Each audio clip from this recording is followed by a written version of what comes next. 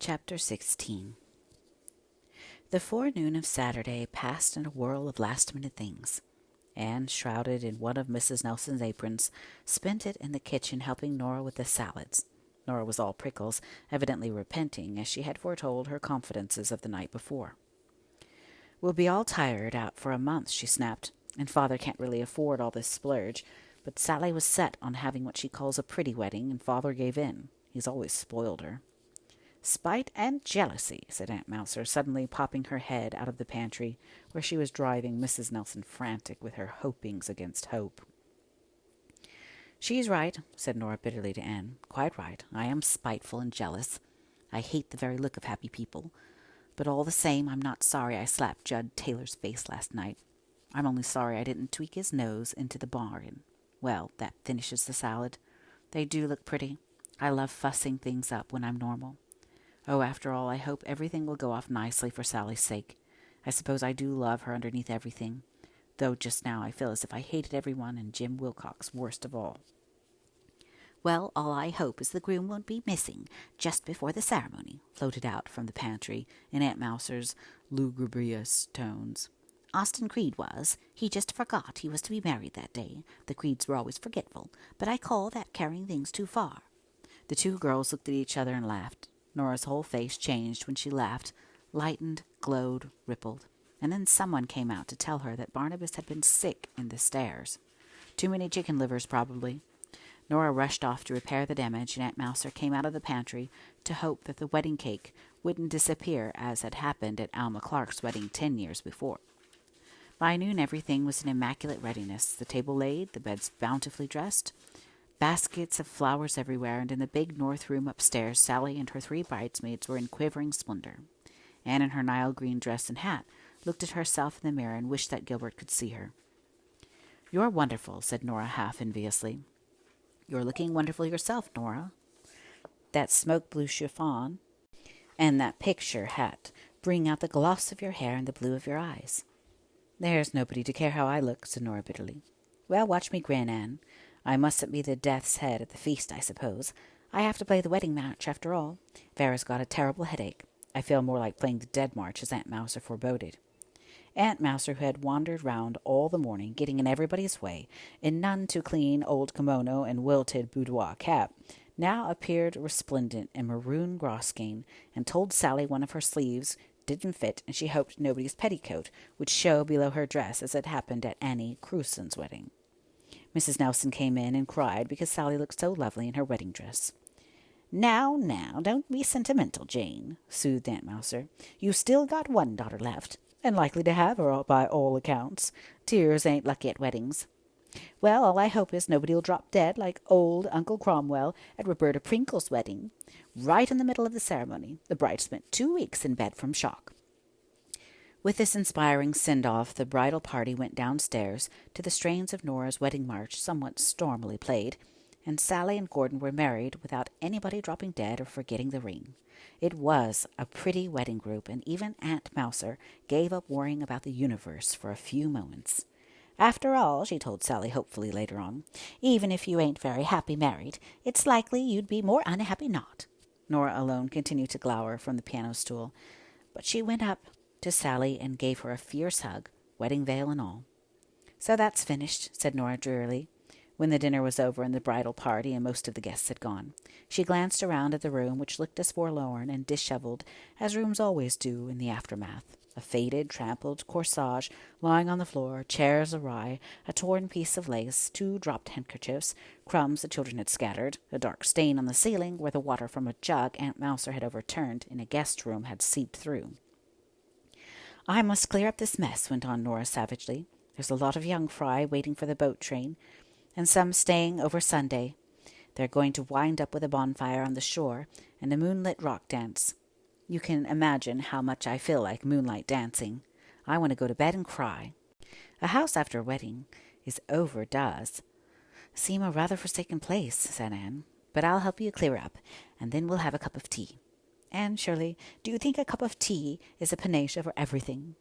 It's you who ought to be the old maid, not me. Never mind. I don't want to be horrid. But I suppose it's my native disposition. I hate the thought of this shore dance more than the wedding. Jim always used to be at our shore dances. And I've made up my mind to go and train for a nurse. I know I'll hate it, and heaven help my future patients, but I'm not going to hang around Summerside and be teased about being on the shelf any longer.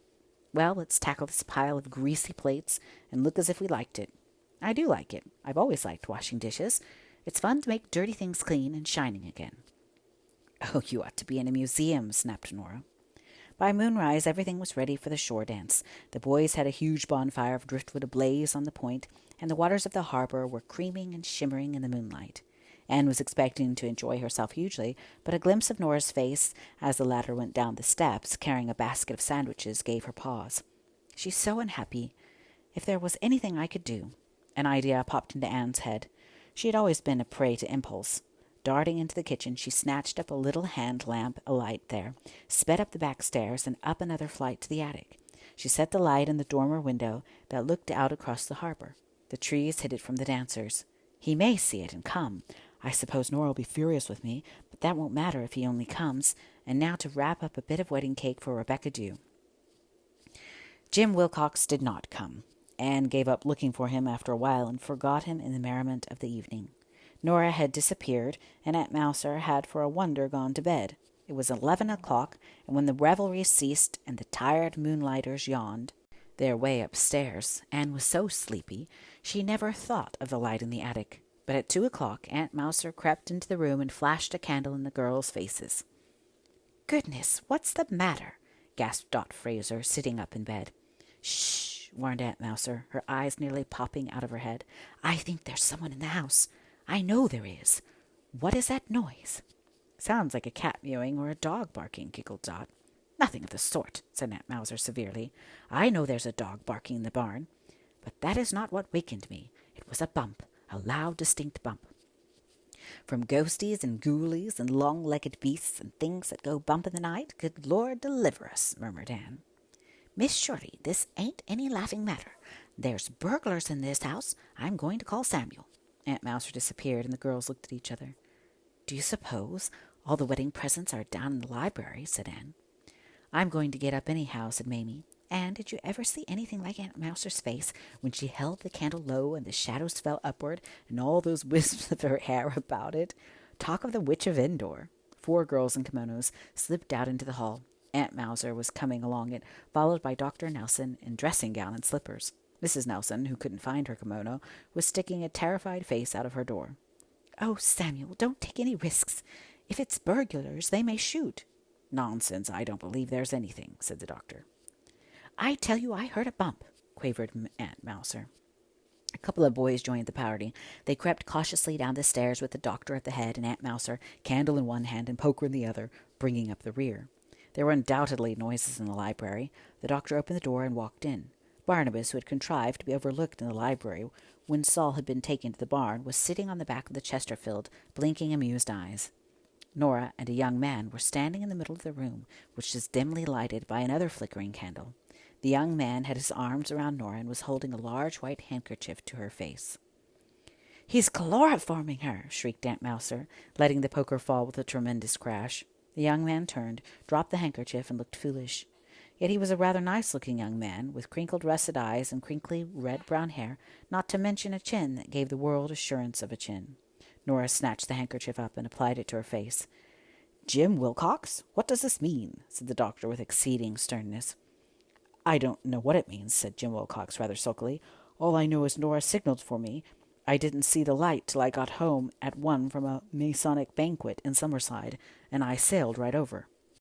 "I didn't signal for you," stormed Nora. "For pity's sake, don't look like that, Father. I wasn't asleep. I was sitting at my window. I hadn't undressed, and I saw a man coming up from the shore. When he got near the house, I knew it was Jim, so I ran down, and I ran into the library door and made my nose bleed. He's just been trying to stop it." "I jumped in at the window and knocked over that bench." "I told you I heard a bump," said Aunt Mouser. "And now Nora says she didn't signal for me, so I'll just relieve you of my unwelcome presence with apologies to all concerned." "It's really too bad to have disturbed your night's rest and brought you all the way over the bay on the wild goose chase," said Nora as icily as possible, consistent with hunting for a bloodless spot on Jim's handkerchief. "Wild goose chase is right," said the doctor. "You'd better try a door key. Down your back, said Aunt Mouser. It was I who put the light in the window, said Anne shamefacedly, and then I forgot. You dared, cried Nora. I'll never forgive you. Have you all gone crazy? Said the doctor irritably. What's all this fuss about anyhow? For heaven's sake, put that window down, Jim. There's a wind blowing in, fit to chill you to the bone. Nora, hang your head back, and your nose will be all right. Nora was shedding tears of rage and shame, mingled with the blood on her face that made for a fearsome sight. Jim Wilcox looked as if he wished the floor would open and gently drop him in the cellar. Well, said Aunt Mouser belligerently, all you can know now is marry her, Jim Wilcox. She'll never get a husband if it gets round that she was found here with you at 2:00 at night. Marry her, cried Jim in exasperation. What have I wanted all my life but to marry her? Never wanted anything else. Then why didn't you say so long ago? Demanded Nora, whirling about to face him. Say so? You've snubbed and frozen and jeered at me for years. You've gone out of your way, times without number, to show me how you despised me. I didn't think it was the least use to ask you. And last January you said, you goaded me into saying it. I goaded you? I like that. You picked a quarrel with me just to get rid of me. I didn't. And yet I was fool enough to tear over here in the dead of night because I thought you'd put our old signal in the window and wanted me. Ask you to marry me. Well, I'll ask you now and have done with it, and you can have the fun of turning me down before all this game. Nora Edith Nelson, will you marry me? Oh, I won't. Won't I? Cried Nora so shamelessly that even Barnabas blushed for her. Jim gave her one incredulous look, then sprang at her. Perhaps her nose had stopped bleeding. Perhaps it hadn't. It didn't matter. I think you've all forgotten that this is the Sabbath morn, said Aunt Mouser, who had just remembered it herself. I could do with a cup of tea, if anyone would make it. I ain't used to ask demonstrations like this. All I hope is poor Nora has really landed him at last. At least she has witnesses. They went to the kitchen, and Mrs. Nelson came down and made tea for them, all except Jim and Nora, who remained closeted in the library with Barnabas for chaperone. Anne did not see Nora until the morning. Such a different Nora, 10 years younger, flushed with happiness. I owe this to you, Anne. If you hadn't set the light, though just for 2.5 minutes last night, I could have chewed your ears off. And to think I slept through it all, moaned Tommy Nelson heartbrokenly. But the last word was with Aunt Mouser. Well, all I hope is it won't be a case of marrying in haste and repenting at leisure.